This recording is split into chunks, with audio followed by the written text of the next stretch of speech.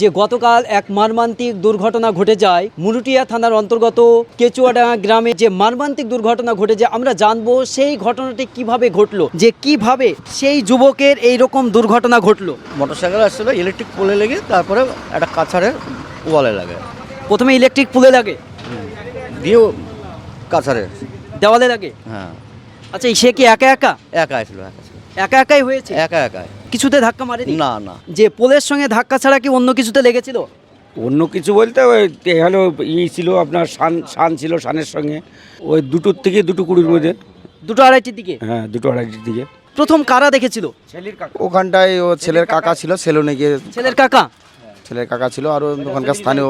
ছেলের কাকা কিভাবে জানলো? ছেলের কাকা ওখানেই ছিল, ওখানেই এক ছেলেনে বসেছিল, ছেলের কাকা ওখান থেকে করেছিল। মানে ওখানেই ছিল? হ্যাঁ, ছেলের কাকা ওখান থেকে স্কুলে করে নিয়ে হসপিটালে আসে। তাহলে ছেলের কাকা প্রথমে নিয়ে এসেছে? হ্যাঁ, ছেলের কাকাই প্রথমে নিয়ে এসেছে। প্রত্যক্ষদর্শী হিসেবে ছিলেন তিনি? হ্যাঁ। এবং প্রতিবেশী হিসেবে সকলে? হ্যাঁ। ছেলের কাকা ছাড়া সঙ্গে আর কেউ ছিল? না না, আর কেউ ছিল না, প্রথমে তিনিই দেখেন? তিনি দেখেন, দিয়ে তারপরে কাকে খবর দেন?